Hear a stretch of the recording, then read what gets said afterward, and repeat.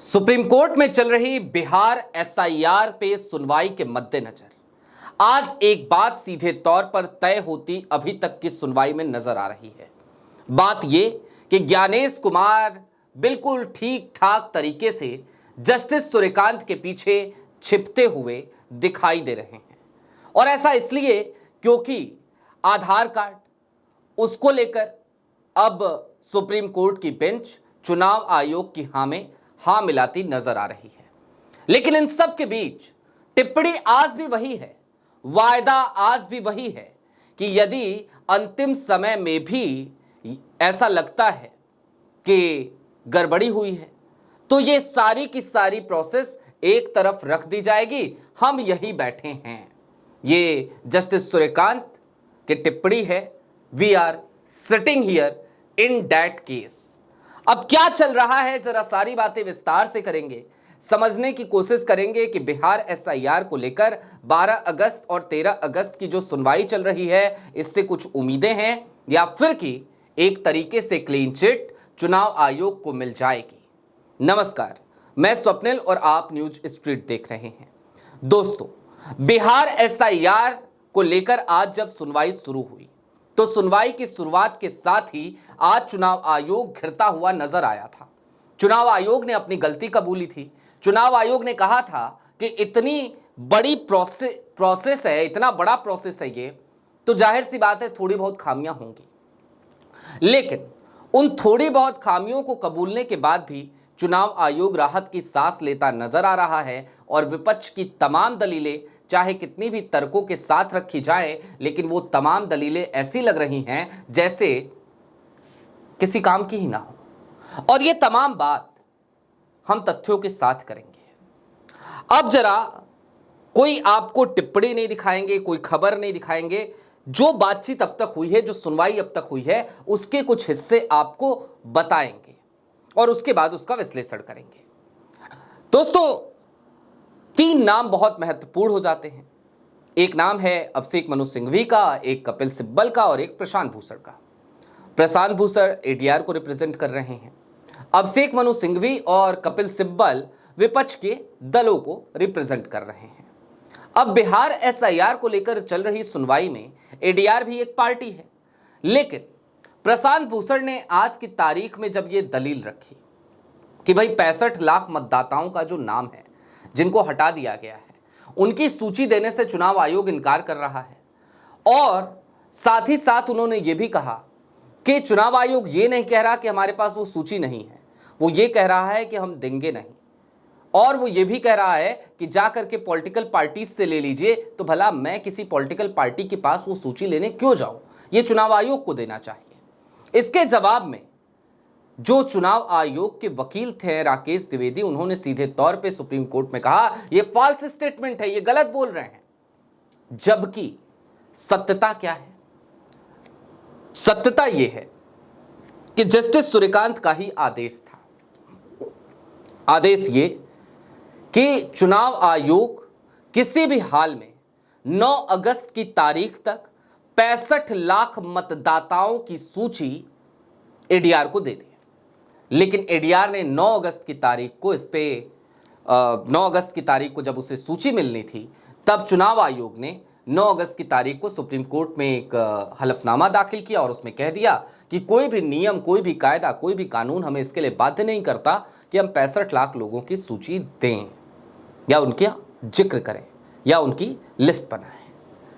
आज जस्टिस सूर्यकांत ने इस पर कोई टिप्पणी नहीं की, नहीं पूछा कि जब मेरा आदेश था तो तुमने उसकी नाफरमानी क्यों की, बिल्कुल नहीं पूछा। इसके बाद से अभिषेक मनु सिंघवी, कपिल सिब्बल ने क्या क्या दलीलें रखी, इससे पहले की वीडियो में हम आपको बता चुके हैं। अभिषेक मनु सिंघवी ने भी अपनी दलील रखी।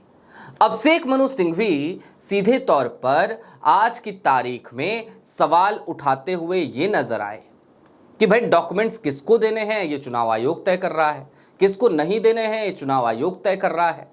और फिर बात आधार कार्ड तक भी पहुंची और आधार कार्ड को लेकर जस्टिस सूर्यकांत ने सीधे तौर पे कह दिया कि आधार कार्ड वो नागरिकता का प्रमाण नहीं है। और बस फिर क्या था? इसके बाद से पूरा का पूरा खेल चुनाव आयोग के पक्ष में जाकर खड़ा होता हुआ नजर आया। अब जरा सोचिए, पहले सुप्रीम कोर्ट ने ही यह निर्देश दिया था कि आधार कार्ड को और राशन कार्ड को शामिल कीजिए। उसके बाद जस्टिस सूर्यकांत ने भी पिछली सुनवाई में यह डायरेक्शन दी थी कि आप आधार कार्ड और राशन कार्ड को शामिल कीजिए। और आज की तारीख में वही जस्टिस सूर्यकांत खुद ये बात स्वीकारते हुए नजर आ रहे हैं, खुद ये बात कहते हुए नजर आ रहे हैं कि नहीं, चुनाव आयोग जो कह रहा है बिल्कुल ठीक कह रहा है, आधार कार्ड को शामिल नहीं किया जा सकता। अब अगर आधार कार्ड को शामिल नहीं किया जा सकता तो बिहार के लोग उन डॉक्यूमेंट्स के लिए मजबूर हो चले हैं जो डॉक्यूमेंट्स उनमें से अधिकतर के पास हैं ही नहीं। मसलन पासपोर्ट, मसलन जन्म प्रमाण पत्र। अब इन तमाम दस्तावेजों के लिए बिहार के मतदाता क्या एड़ियां रगड़ते नजर आएंगे, ये एक बड़ा सवाल है। लेकिन सुप्रीम कोर्ट की माने तो ऐसा ही होता हुआ नजर आएगा बिहार में। अब जरा कुछ और बातें समझने की जरूरत है। बिहार एसआईआर में हो रहे फर्जीवाड़े, गलत पते, गलत उम्र और डुप्लीकेट वोटर्स, डुप्लीकेट मतदाताओं को लेकर अभी तक सुप्रीम कोर्ट में ना तो कोई दलील रखी गई और ना ही आज की तारीख में सुप्रीम कोर्ट ने इस पर कोई भी ध्यान दिया है। इसके साथ ही साथ एक दलील जो रखी कपिल सिब्बल ने सुनवाई की शुरुआत में ही, उसको भी एक तरीके से ठंडे बस्ते में डाल दिया गया है। यानी कि आज अब तक की जो सुनवाई है, अभी भी सुनवाई चल रही है जिस समय मैं ये वीडियो रिकॉर्ड कर रहा हूं, और ये वीडियो मैं रिकॉर्ड उस वक्त पे कर रहा हूं जिस समय जस्टिस सूर्यकांत की वही चीर परिचित टिप्पणी आई, वी आर सिटिंग हियर।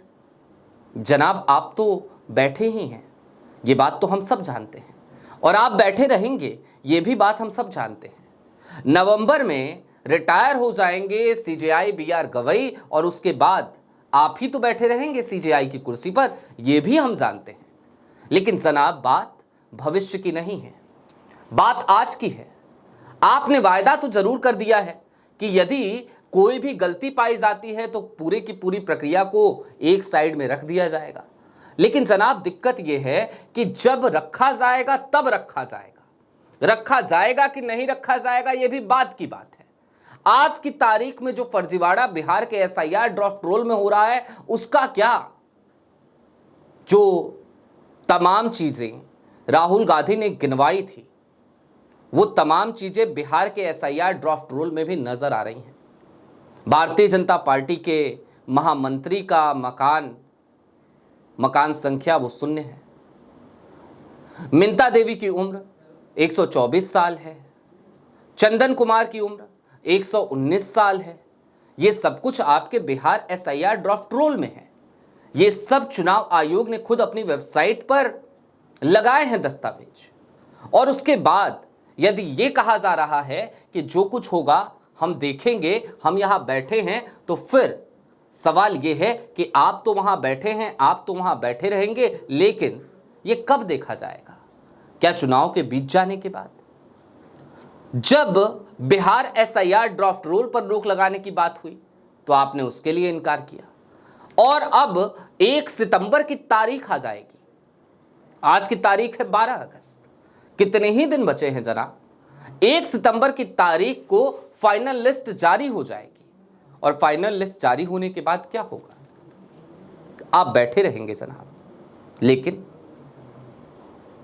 मतदाताओं का हक मारा जाएगा। लिहाजा जरूरत इस चीज की है कि आप इंटरप्ट करें, इंटरवीन करें, और आज की तारीख में इन फर्जीवाड़ों पर चुनाव आयोग के कान को मरोड़ें। बहरहाल अभी भी यही लग रहा है कि कड़ी टिप्पणियों का दौर जारी है, लेकिन देखना होगा। न्यायपालिका की बात है, हम कोई टिप्पणी कर नहीं सकते, लेकिन हां, इतना तो तय है कि यदि न्यायपालिका से निराशा मिलती है तो फिर ये समझ लीजिएगा कि इसके बाद क्या ही उम्मीद लगाई जाए। अभी के लिए दीजिए इजाजत। ऐसे ही तमाम अपडेट्स, तमाम डेवलपमेंट्स के लिए जुड़े रहिए न्यूज स्ट्रीट के साथ। शुक्रिया।